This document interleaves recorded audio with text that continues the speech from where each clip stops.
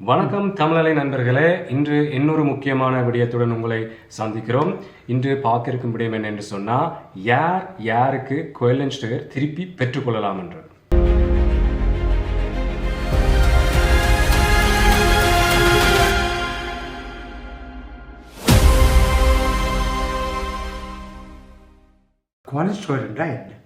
அதாவது கோயிலன் ஸ்டேயர் என்று சொன்னால் சி பெர்மிட் இல்லாதவையல், அதாவது பி பெர்மிட் இல்லாட்டி வேறு பெர்மிட் வச்சிருக்கிறவையல், வேலை செய்யக்கூடிய சந்தர்ப்பத்தில் இருக்கிறவையல் அவைக்கு நேரடியாக சம்பளத்திலிருந்து கழியும் டாக்ஸ் தான். அதுதான் கோயிலன் ஸ்டேயர். யாருக்கு இந்த கோயிலன் ஸ்டேயர் பெற உரிமை இருக்கு? யாருக்கு கோயிலன் ஸ்டேயர் திருப்பி பெற உரிமை இருக்குன்னு சொன்னால், அதாவது அவைண்ட வருமானத்தை விட கூட டாக்ஸ் கழிச்சு இருக்கும் பட்சத்தில், அதே நேரத்தில் புள்ளியல் இருக்கிறவையல், கல்யாணம் கட்டி இருக்கிறவையல், ஆஹாஃபோ பேஃபோக்கே இல்லாட்டிக்கு திருத்த சொயில காசு கட்டாட்டிக்கு வேலிடம் மாறி இருந்தால், புது வேலிடம் மாறி இருந்தாலும், இல்லாட்டிக்கு பார்ட் டைம் ஷாப் மட்டும் செய்து கொண்டிருந்தாலும், இல்லாட்டிக்கு ஒரே வருடத்தில் விதவிதமான இடத்தில் நீங்கள் வேலை செஞ்சிருந்தாலும் உங்களுக்கு அந்த உரிமை இருக்குது. அப்படின்னு சொன்னால் எல்லா கேண்டோன்லேயும் ஒரே மாதிரி தான் இந்த வீத கணக்கு இருக்குமா அந்த கோயிலன் ஸ்டேயர் கழி வர்றது? இல்லை. என்னென்னு சொன்னால் ஒவ்வொரு கேண்டோனில் ஒவ்வொரு மாதிரி மாற்றங்கள் இருக்குது. என்னென்னு சொன்னால் சில பேருக்கு சில இடங்களில் பார்த்தீங்கன்னா சிலவருக்கு பிள்ளை காசு கூட இருக்குது, சிலவருக்கு பிள்ளை காசு குறைய இருக்குது.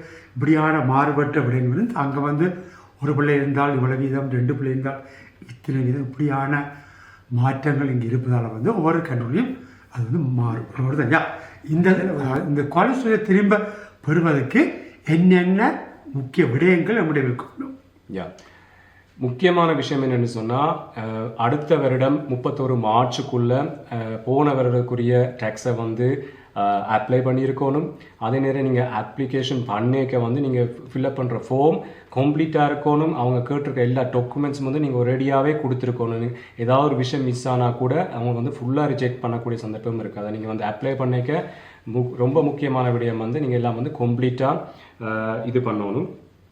அப்படி இல்லாத பட்சத்தில் உங்களுக்கு ரிஜெக்ட் பண்ணக்கூடிய சந்தர்ப்பம் இருக்குது. மற்ற இன்னொரு முக்கியமான விடயம் என்னென்று சொன்னால், ஒரு டைம் நீங்கள் அதுக்கு அப்ளிகேஷன் பண்ணி உங்களுக்கு கண்ட்ரோல் பண்ணி நீங்கள் உங்களுக்கு கழிஞ்ச டேக்ஸ் சரியாக தான் இருக்குது என்று அவங்க சொன்னாலும், ஒவ்வொரு வருஷமும் நீங்கள் அந்த ஃபார்ம் நீங்கள் நிரப்பி அனுப்பி கொண்டு தான் இருக்கணும். இல்லாட்டிக்கு தனியாக கோயிலன் ஸ்டேயர் உங்களுக்கு கழிகிறது காணாது. அதால் முக்கியமான விடயம், நீங்கள் இதை நிரப்பி அனுப்புறதுக்கு முதல் யாரிடம் ஆலோசனை எடுத்து, இதில் நிரப்பில் உங்களுக்கு உண்மையாக பிரயோசனம் இருக்குதா, உங்களுக்கு இந்த வீதம் கணக்கு சரியாக இருக்குதா, உங்களுக்கு அனுப்புனா திருப்பி காசு கிடைக்குமா என்றதை முதல் அறிஞ்சு கொண்டுட்டு அதுக்கு பிறகு இந்த வேலையை பாருங்கள். இல்லாட்டிக்கு நீங்கள் அப்ளிகேஷன் பண்ணி உங்களுக்கு ஒன்றும் இல்லைன்னு சொன்னாலும் அடுத்த வார வருஷத்துக்கு நீங்கள் திருப்பி அப்ளிகேஷன் பண்ணணும். ஒன்றும் கிடைக்காட்டிக்கும் அப்ளிகேஷன் பண்ணி கொண்டு இருக்கணும். என்ன பதில் அது கூடுதல் முதலாவது பார்ட்னரை விட மற்றால் கூட நேரம், கூட மத்தியானம், கூட சம்பளம் எடுக்கும் பொழுது இப்படியான எல்லாம் அவரும் வேலை செய்கிறார், அவாம் வேலை செய்ய இங்கே பல கூடவர்.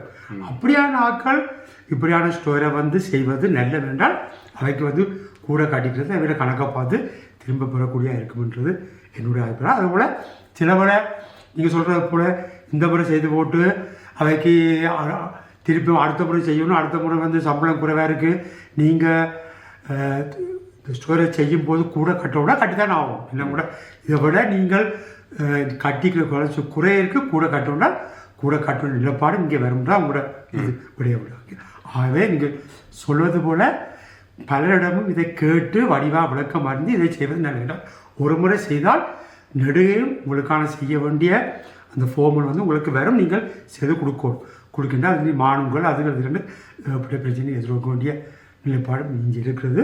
நான் இப்போ பார்த்து ஒரு வீடியோவில் அந்த வீடியோ சொல்லியிருந்தார், நான் இப்படி ஒரு விடயமாக இதை கழித்து ஒவ்வொரு வருஷமும் 2000 3000 4000 பிராயம் கட்டு நான் திருப்பி எடுக்கணும்னு சொல்லி அதில் போட்டிருந்தேன். அது எப்படிப்பட்ட விடயம்னு அது எங்களுக்கு தெரியவில்லை. என்றால் தனிப்பட்ட ஆட்கள்னால் கண்டிப்பாக அது வேறு விடயம்.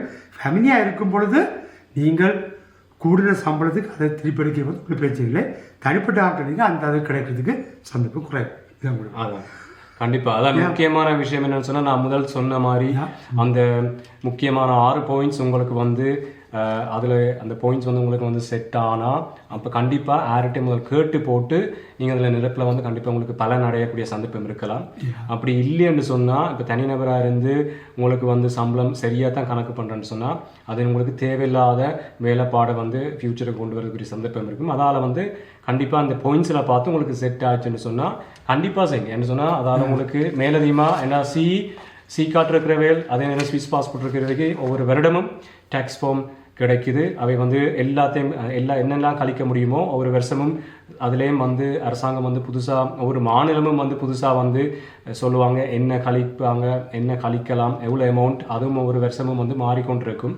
அப்போ அந்த அடிப்படையில் வந்து குவெலன் ஸ்டோர் இருக்கிறவைக்கு வந்து பொதுவான கணக்கில் தான் கழிக்கப்படும். அப்போ இந்த சில விஷயங்கள் வந்து அதில் கல்குலேஷன் பண்ணி இருக்கா பட்சத்தில் வந்து அதை நீங்கள் பின்னோக்கி அந்த ஃபார்ம் நிரப்பி அதில் கழிக்கக்கூடிய மாதிரி இருக்க கண்டிப்பாக உங்களுக்கு மேலதிகமாக கட்டின டேக்ஸை வந்து திருப்பி பெறக்கூடிய சந்தர்ப்பமும் இதில் இருக்குன்றதை குறிக்கொள்கிறோம்.